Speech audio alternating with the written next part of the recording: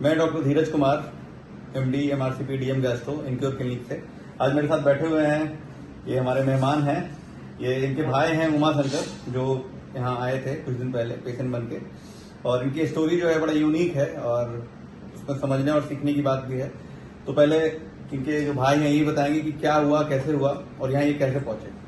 13 तारीख को सबसे पहले उनको ब्लीडिंग हुआ और खून की उल्टी हुई। खून की उल्टी। उसके पहले कोई तकलीफ नहीं हो रही थी? उसके पहले कोई तकलीफ अचानक से एक दिन खून की उल्टी हो गई 13 तारीख। उसके बाद पूरा बेहोश हो गया। इनके बाद हम लोग का नजदीकी जो अस्पताल है Madhepura Christian hospital, popular hospital है मधेपुरा, वहाँ भर्ती करवाएं। उनके बाद वहाँ इलाज होने के बाद बोला कि नहीं हमसे नहीं होता है। सबसे पहले इंडोस्कोपी करने के लिए 1.5 घंटा टाइम ले लिया। 4 को मिल के उसका इंडोस्कोपी किया।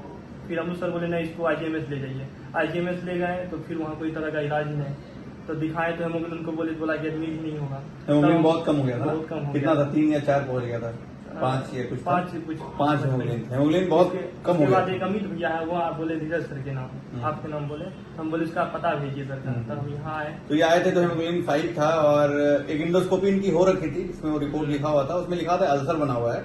इन कुछ उसमें किया नहीं गया था और अल्सर ब्लीड कर रहा था। और सबसे जो खराब बात थी इस केस में कि वो जो बच्चा था उमा शंकर, वो बहुत डरा हुआ था। बच्चा ने मतलब वो 34 साल के ही है, मतलब वो बहुत डरे हुए थे। मैंने बोला इंडोस्कोपी करके ही इलाज हो पाएगा, मैं उसमें दवाई डालने वाला हूँ। वो क्या किया, मैंने उसको बोला अभी यहाँ रहो, अभी फिर करेंगे। तो मैंने बोला अब इंडोस्कोपी के लिए बुलाओ उसको, तो वो गायब था।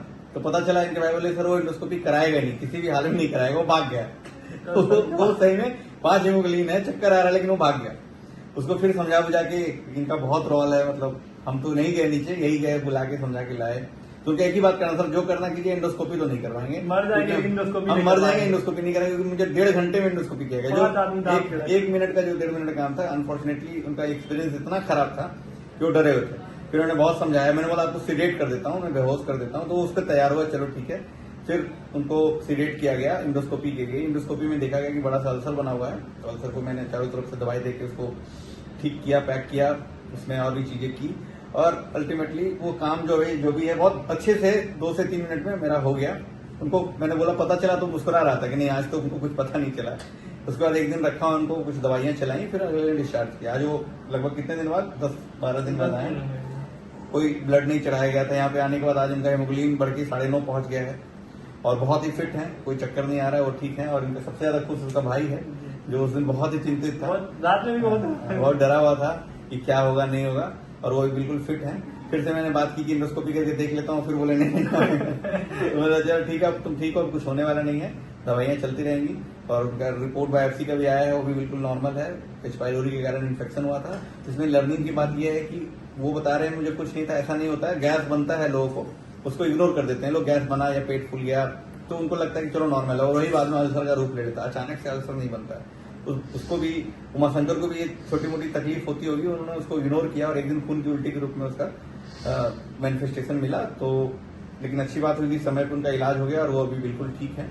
और मैं भगवान से मनाता हूँ आगे भी बिल्कुल ठीक रहें। और धन्यवाद आपको कि आपने विश्वास दिखाया। और ये लड़का हमेशा था कि नहीं सर आपको जो करना है कीजिए, मैं तैयार कर लूंगा। और अल्टीमेटली उसका रिजल्ट भी अच्छा रहा। हमको भैया बोल के भेजे थे अमित भैया कि हम उनके अंदर रहे हैं, आप तो वहीं जाओ। तो ये फेथ, मैं बार बार बोलता हूँ कि पेशेंट बिना फेथ के ठीक हो ही नहीं सकता। अगर आपके अंदर विश्वास है तभी मेरी दवाइयां भी काम करेंगी, विश्वास नहीं होने पे दवाई भी काम नहीं करती। धन्यवाद।